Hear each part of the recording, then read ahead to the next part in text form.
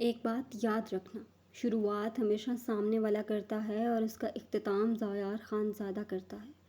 اب ختم سانسیں کھینچ کر کرنا ہو یا اپنے پیروں پر گرا کر تلوے چٹوانا، یہ اگلے کے کیے گئے گناہ پر ڈیپینڈ کرتا ہے۔ خود پر رحم کھا لو ورنہ خود پر ترس کھانے کے قابل بھی نہیں چھوڑوں گا تمہیں۔ وہ اسے استزادیہ ہنستے دیکھتے قہر بار نگاہوں سے گھورتے غراتے ہوئے اپنی شال جھٹکتے تیز تیز قدموں سے آگے بڑھ گیا تھا۔ عائش ملک بہت تمہاری حویلی میں گھس کر تمہاری عزت 2 ٹکے کی کر کے رکھ دے گی۔ تمہارے بھائی کو اور تمہیں پولیس گھسیٹتے ہوئے نہ لے کر گئی تو میرا نام عائش ملک نہیں۔ عائش زہرخند لہجے میں بولتے ہوئے اذان ملک کے کمرے کی طرف بڑھ گئی تھی۔ آریان خان زادہ کی گاڑی ہواؤں کے دوش پر اب گیلی سڑکوں پر دوڑ رہی تھی۔ وہ اپنی پیشانی مسلتے ہوئے ڈرائیو کر رہا تھا۔ رشنا اور شازمہ آج پاکستان آ رہے تھے۔ اسے حویلی ہونا چاہیے تھا، وہ ابھی تک حویلی پہنچ ہی نہ سکا تھا۔ آریان خان زادہ کی گاڑی تیزی سے اندر داخل ہوتے طویل ترین کار پورچ میں آ کر رکی۔ وہ اپنی گاڑی سے اترتے ہوئے داخلی دروازے کی طرف بڑھا۔ اس کے قدم رکے تھے۔ دوسرے لمحے وہ بھاگتے ہوئے شازمہ کی طرف بڑھتے ان کے گلے سے لگ گیا۔ موم، وہ شازمہ کو سختی سے خود میں بھیجے ہوئے تھا۔ شازمہ مسکراتے ہوئے آریان کے سینے سے لپٹی ہوئی تھیں۔ موم، آریان خان زادہ نے شازمہ خان سے الگ ہوتے ان کی پیشانی پر لب رکھے۔ بھائی، رشنا آریان کی طرف بڑھتے اس کے سینے میں سمائی تھی۔ آریان خان نے رشنا کے سر پر لب رکھتے اس کے سر پر ہاتھ رکھا۔ آری، یہ سب کیا ہے؟ تم نے لاک چینج کر دیے، بلکہ یہ سب کیا سسٹم لگایا ہے؟ پاس ورڈ مانگ رہا ہے۔ شازمہ نے غصے سے دروازے کے سیکیورٹی سسٹم کی طرف اشارہ کیا تھا۔ موم، یہ ایسے ہی بس، آریان خان زادہ نے کہتے جلدی سے سیکیورٹی سسٹم کو پاس ورڈ لگاتے دروازہ کھولا تھا۔ شازمہ آریان کو غصے سے گھورتی اندر داخل ہوئی تھی۔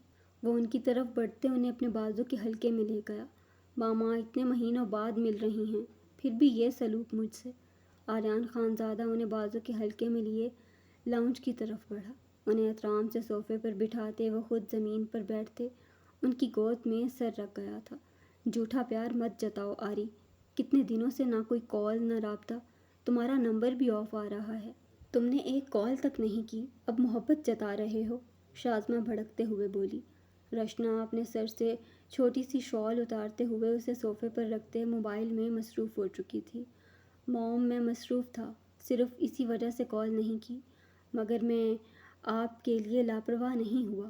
آریان نے شازمہ کی گود سے سر اٹھاتے ہوئے ان کی طرف دیکھتے سنجیدگی سے کہا، ٹھیک کہہ رہے ہو تم، تبھی تمہیں پتہ ہی نہیں تھا کہ ہم لوگ پاکستان آ رہے ہیں۔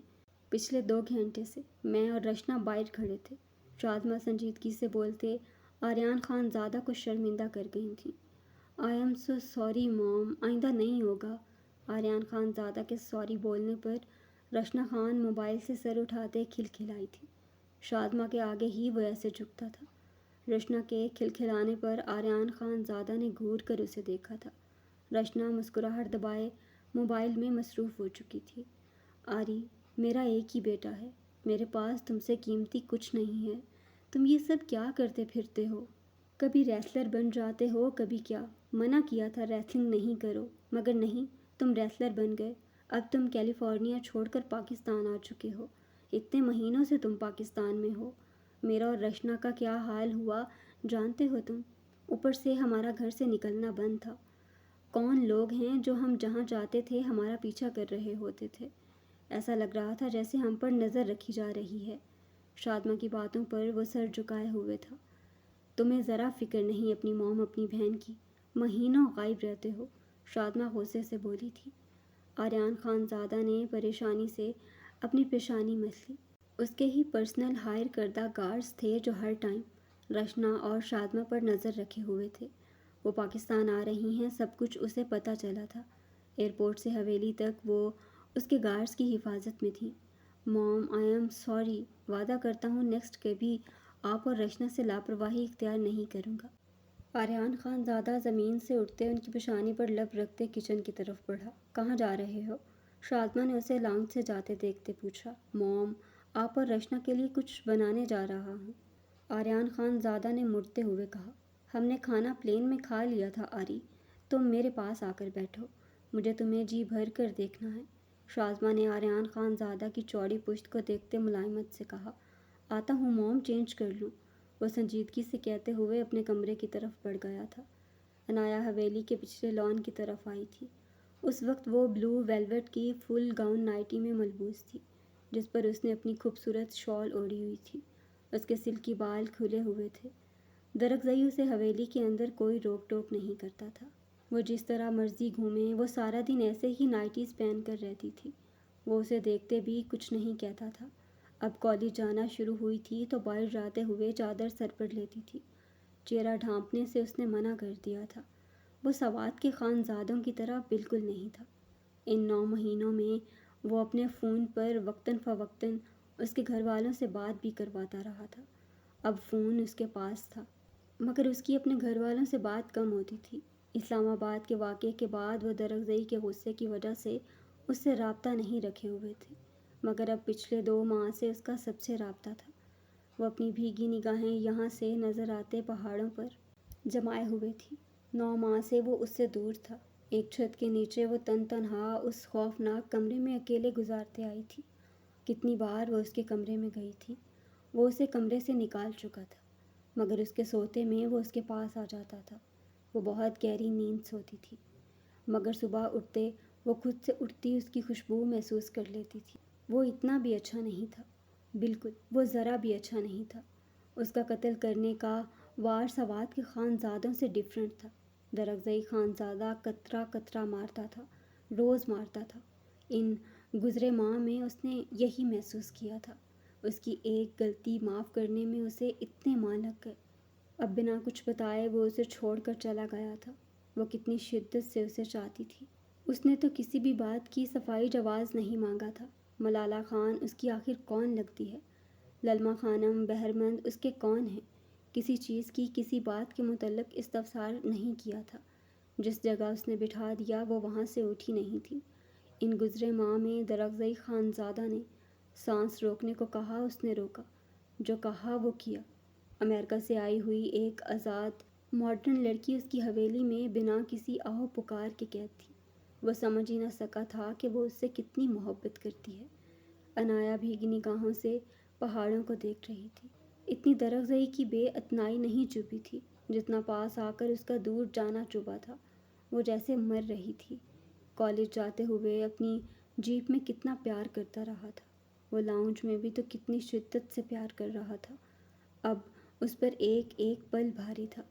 مرحبا بھابھی، بہرمند کی آواز پر وہ بری طرح سے اچھلی تھی۔ بہرمند نے مونچھوں پر ہاتھ پھیرتے عنایا کو گہری نگاہوں سے دیکھا۔ وہ بہرمند کو غصے سے دیکھتی آگے بڑھی۔ اس ویڈیو میں تم ہی تھا، ہم اچھی طرح جانتا ہے۔ بہرمند کی آواز پر عنایا نے پلٹتے ہوئے اسے دیکھا۔ تو اگر تم جانتے ہو تو اس سے کیا فرق پڑتا ہے؟ عنایا نے جواباً سنجیدگی سے استزائیہ لہجے میں سوال داغا۔ اس سے فرق نہیں پڑتا، مگر جو بات ہم تم کو بتائے گا اس سے تم کو بہت فرق پڑے گا۔ بہرمند مونچھوں پر ہاتھ پھیرتے اس کے مقابل آیا۔ اس ویڈیو میں تم تھا، یہ بات تو ہم سب جانتا ہے، مگر تم یہ نہیں جانتا کہ اس دن وہاں جو کچھ ہوا وہ درخزئی خانزادہ نے خود کروایا۔ کیا مطلب؟ عنایا نے نہ سمجھی سے درخزئی کی طرف دیکھا۔ یہی کہ لالا کو اس کلب میں ریڈ ڈالنے سے پہلے سب کچھ پتہ تھا۔ تم ادھر اس مائیکل کے ساتھ ہے۔ بہرمند عنایا کو گہری نگاہوں سے دیکھتے شاطرانہ لہجے میں بولا۔ واٹ ربش! تم یہ سب بکواس کرو گے اور میں تم پر یقین کروں گی؟ عنایا استزائیہ مسکرائی تھی۔ یقین تو کرنا پڑے گا کیونکہ یہی سچ ہے۔ بہرمند گہرا مسکرایا تھا۔ اچھا، یعنی درخزئی خانزادہ نے خود ہی اپنی عزت کو یوں اچھالا، اپنی وردی پر داغ لگایا؟ کیوں؟ وجہ کیا تھی؟ اگر تمہیں اس پر الزام لگانا تھا تو کچھ ایسا تو کہتے جسے مجھے یقین آتا۔ درخزئی سے نفرت میں اس حد تک گر گئے کہ اس پر بے بنیاد بچوں جیسے الزام لگا رہے ہو؟ عنایا بہرمند کو گھورتے ہوئے غصے سے بولی۔ سب سے بڑی وجہ تم تھا بھابھی۔ وہ جانتا تھا، اچھی طرح جانتا تھا کہ تم کبھی رخصتی نہیں کرو گی۔ شاید زاران خان زادہ بھی اپنی بیوی یعنی تمہارا بہن ابرش کا باتوں میں آ کر رخصتی میں رکاوٹ بنتا، اس لیے اس نے یہ چال چلا۔ تم ادھر کلب گیا اور اس سب کا درخزئی کو سب خبر تھا، اور یہ سب ہو گیا۔ تم بے عزت ہوا، تم پر کیس بنا، تم شرمندہ ہوتے ذلیل ہوا، اور وہی ہوا۔ وہ دھڑلے سے رخصتی کروا کر لے آیا۔ کوئی رکاوٹ نہیں بنی۔ تمہارا دماغ خراب ہو گیا ہے جو آل فال بک رہے ہو بہرمند، عنایا سلگتے لہجے میں چیخی تھی۔ دماغ نہیں خراب، سچ بول رہا ہے ہم، جو حقیقت ہے وہی بتا رہا ہے۔ وہ بہت بڑا گیم پلانر ہے۔ جو لڑکی اس سے نفرت کرتا تھا وہی لڑکی اس کا پیار میں پاگل ہو گیا۔ کیا غلط تھا اس میں اگر اس نے یہ سب کیا؟ اپنی جیت کا فتح بھی تو منانا تھا۔ اگر وہ یہ سب نہ کرتا تو اس کی مردانہ انا کا کیا ہوتا؟ بہرمند کی باتیں وہ گہرے سانس لیتے سرخ چہرے کے ساتھ سن رہی تھی۔ اگر تم بھی درخزئی کو ٹھکرا دیتا تو وہ کیا منہ دکھاتا خانم بی کو، ملالہ کو؟ بہرمند استزائیہ مسکرایا۔ خانم بی اور ملالہ کا کیا تعلق؟ عنایا نے غصے سے سنجیدگی سے استفسار کیا۔ بہرمند کی باتیں اسے پاگل کر رہی تھیں۔ ملالہ درخزئی کا منگیتر رہ چکا ہے۔ عین نکاح کا وقت وہ درخزئی کو چھوڑ کر چلا گیا تھا۔ بہرمند کی بات پر عنایا کے قدم لڑکھڑائے تھے۔ وہ بے یقین ہوئی تھی۔ بہت محبت کرتا تھا وہ ملالہ سے، جان چھڑکتا تھا اس پر۔ جب ملالہ درخزئی کا نکاح سے بھاگ کر گیا تو درخزئی نے خانم بی سے کہا تھا وہ ایسا لڑکی سے نکاح کرے گا جو اس کے لیے بنی ہوگی، اس سے دل سے محبت کرے گی۔ اس نے ادھر سے جاتے تم سے نکاح کر لیا۔ اسے لگا تم کم عمر ہے، اس کا محبت کا جال میں پھنس جائے گا۔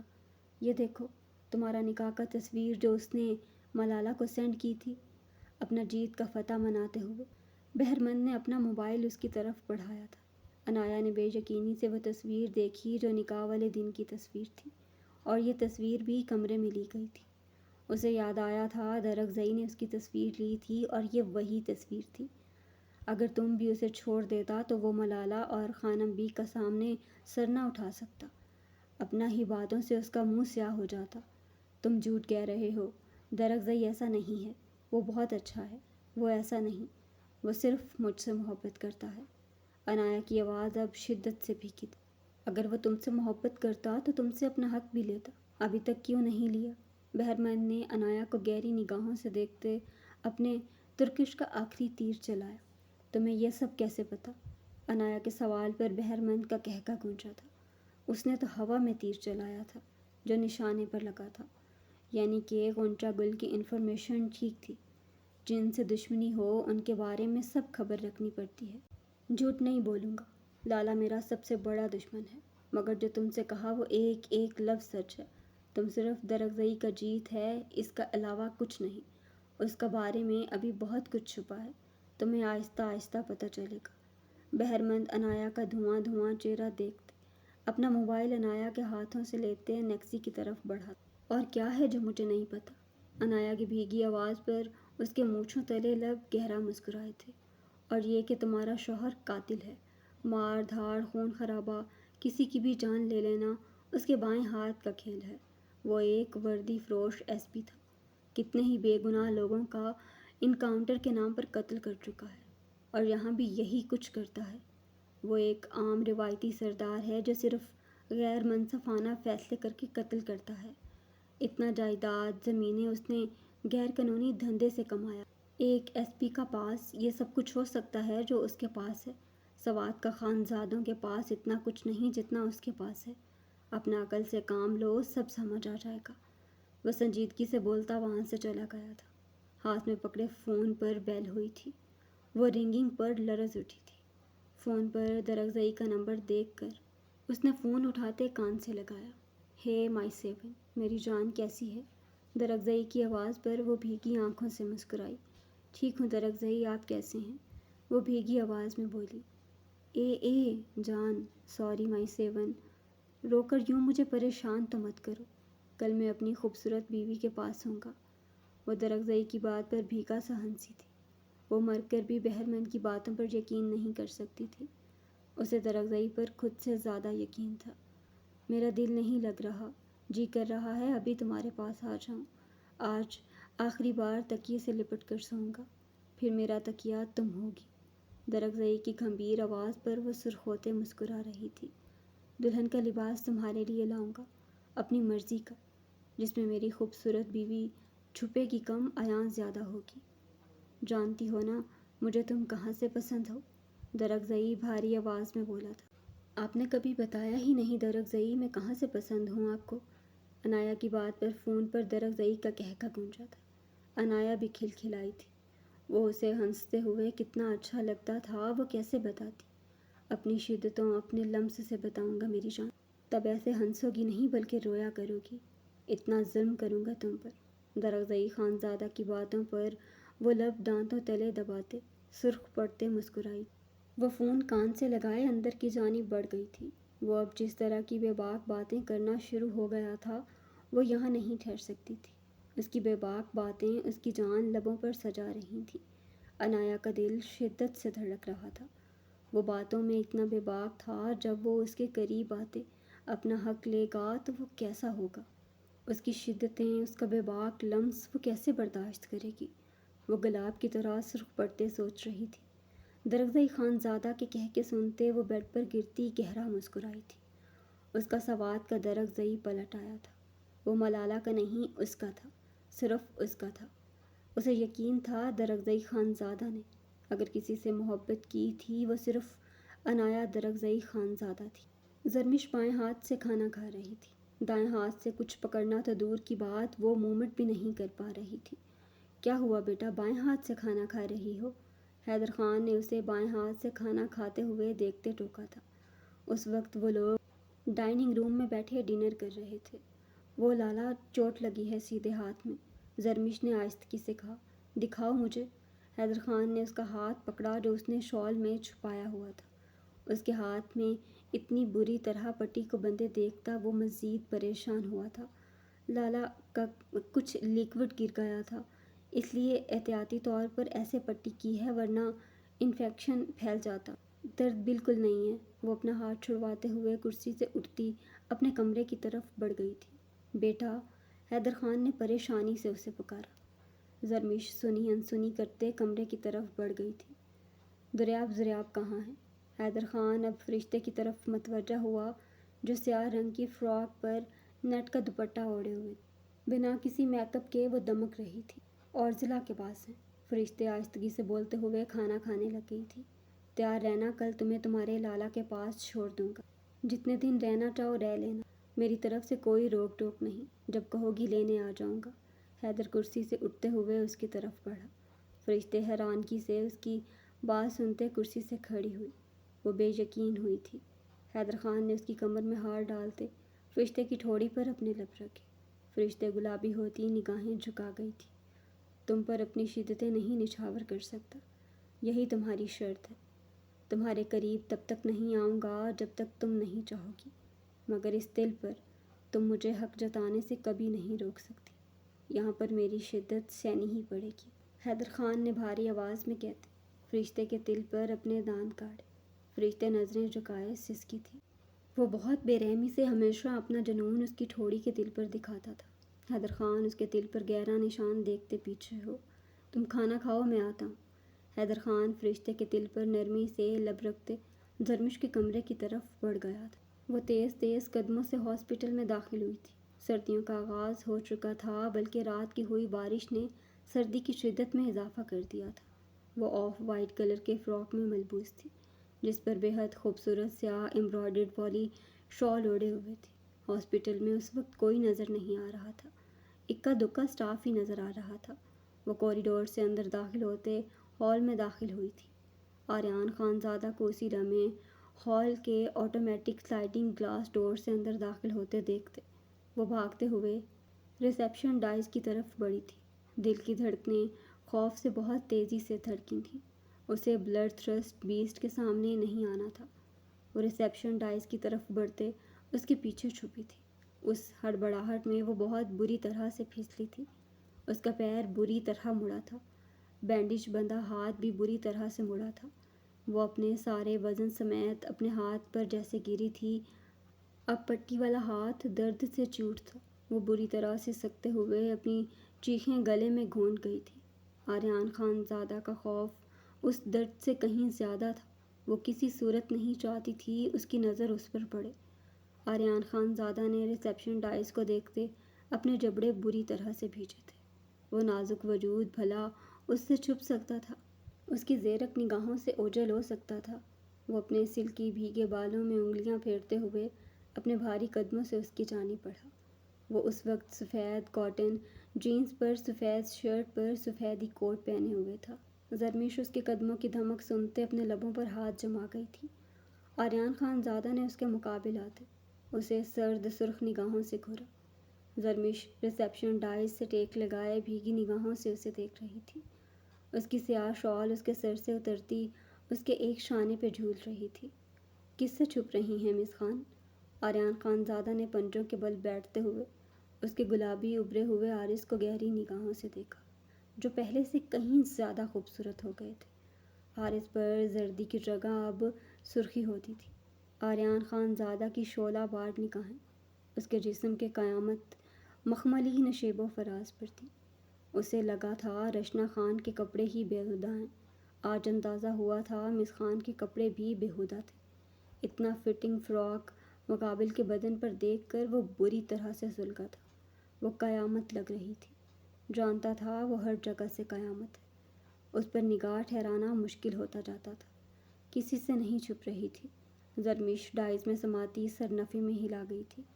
تو پھر یہاں پر کیا کر رہی ہیں؟ آج کیا یہاں بیٹھ کر بلڈ سیمپل لینے ہیں؟ آریان خان زادہ نے اپنے کوٹ کے اگلے بٹن کھولتے سرد لہجے میں کاردار لہجے میں استفسار کیا۔ جی۔ زرمیش نے خوفزدہ ہوتے سر اسبات میں ہلایا۔ آریان خان زادہ کی گھوری پر اس نے جلدی سے اب نفی میں سر ہلایا۔ تم ڈیسائیڈ کر لو کہاں بلڈ سیمپل لینے ہیں، وہیں پر انتظام کر دوں گا۔ تمہارے لیے آسانی ہو جائے گی۔ تمہیں مردانہ وارڈ جانے کی ضرورت نہیں پڑے گی۔ آریان خان زادہ نے غصے سے اسے قہر بار نگاہوں سے گھورتے لفظ چبائے۔ زرمیش سر اسبات میں ہلاتے اپنا بینڈیج ہوا ہاتھ جکڑ گئی، جہاں شدید درد ہو رہا تھا۔ یہ اگلے 7 دن نہیں کھل سکتا، تاکہ تمہیں یاد رہے کہ کسی بھی مرد کا تم بلڈ سیمپل لینا تو دور کی بات، تم کسی کے نزدیک بھی نہیں بھٹکو گی۔ وہ برفیلے لہجے میں بولتے ہوئے کھڑا ہوا۔ اٹھیے ادھر سے مس خان، آج کی ڈیوٹی بھی کرنی ہے اور آپ کی ڈیوٹی ہے آج سارا دن میرے سامنے بیٹھنا۔ آریان خان زادہ نے اسے شعلہ بار نگاہوں سے گھورتے اپنا کوٹ اتار کر اپنے بازو پر ڈالا۔ زرمیش زمین پر بیٹھے اسے اسٹل دیکھے جا رہی تھی۔ اب آریان خان زادہ نے اسے گھورتے ہوئے آنکھوں سے اٹھنے کا اشارہ کیا۔ وہ نچلا لب باہر نکال کر اسے دیکھتی سسکی تھی۔ زرمیش کو ایسے ہی بیٹھے دیکھ کر وہ غصے سے دہک اٹھا تھا۔ اٹھو یہاں سے، کیا سارا دن ادھر ہی بیٹھنے کا ارادہ ہے؟ آریان خان زادہ اسے ایسے ہی بیٹھے دیکھ کر سلگا۔ نہیں اٹھ سکتی۔ زرمیش اپنا نچلا لب نکالتے رو دی تھی۔ کیوں؟ وہ اس کی معصوم حرکت پر جبڑے بھیج گیا تھا۔ وہ کب سے ایسے ہی اپنا نچلا لب باہر نکالتے اسے بھیگی آنکھوں سے دیکھ رہی تھی۔ چوٹ لگی ہے، ہاتھ اور پیر مڑ گیا ہے۔ زرمیش نے آریان خان زادہ کی طرف دیکھتے ہچکی لی۔ اچھی بات ہے، آج یہیں بیٹھی رہو، یہی تمہاری سزا ہے، اب ہلنا مت یہاں سے۔ وہ اس کے ہچکی لینے پر سپاٹ حکمیہ لہجے میں دانت پیستے بولا تھا۔ زرمیش نے اسی لمحے روتے ہوئے اسبات میں سر ہلایا۔ آج یہیں ایسے ہی بیٹھی رہو گی تم، ہلو گی نہیں۔ ویسے بھی تمہیں تو کبھی میں سہارا نہ دوں، اب حیدر خان ہی آ کر اٹھائے گا تمہیں یہاں سے۔ وہ پنجوں کے بل بیٹھتے اس کی ہیزل گرے آنکھوں میں اپنی سبز آنکھیں گاڑتے ہوئے مسکرایا تھا۔ کسی نے دیکھ لیا تو کیا کہوں گی میں؟ زرمیش نے بھیگے لہجے میں پوچھا۔ کچھ بھی کہہ دینا، مگر یہاں سے ہلو گی نہیں تم۔ وہ کاردار لہجے میں بولتے ہوئے کھڑا ہوا۔ اچھی بات ہے، یہاں پر بیٹھی رہو گی، ادھر ادھر نہیں جاؤ گی۔ کبھی اسٹور روم میں چھپتی ہو، کبھی سڑکوں پر بھاگتی ہو اور کبھی مردانہ وارڈ میں چلی جاتی ہو۔ وہ لفظ چباتے اسے خون اشام نگاہوں سے گھور رہا تھا۔ زرمیش بھیگی نگاہوں سے اسے دیکھ رہی تھی۔ شال اچھی طرح سے اوڑھو، معصوم لگتی ہو نہیں۔ آریان نے اس کے قیامت سے وجود اور اس کی معصومیت بھرے چہرے کو دیکھتے ہوئے زہرخند لہجے میں حکم دیا۔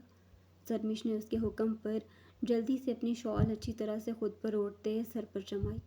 آریان اسے سرد سرخ نگاہوں سے دیکھتے اپنے آفس کی طرف بڑھ گیا تھا۔ زرمیش درد سے کراتے ہوئے ڈیسک سے ٹیک لگا گئی۔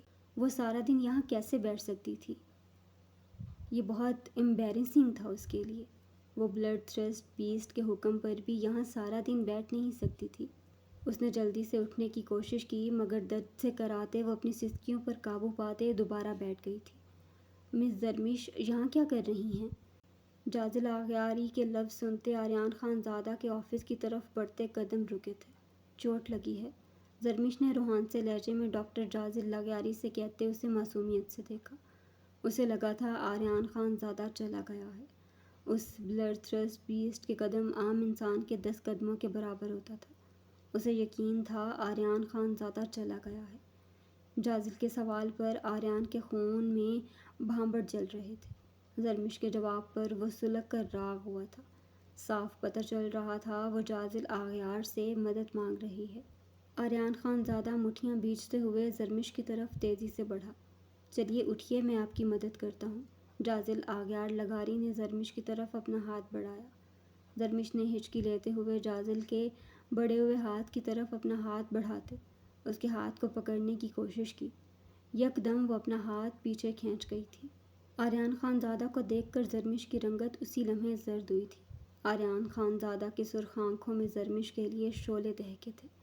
یہ نازک وجود اس کے سامنے ڈرنے کی ایکٹنگ زیادہ کرتا تھا۔ اس کے پیچھے وہ جازل سے مدد لے رہی تھی۔ وہ بنا کسی ہچکچاہٹ کے جازل آغیار کا ہاتھ تھام رہی تھی۔ آریان خان زادہ کو سمجھ نہیں آ رہا تھا اسے ہو کیا رہا ہے۔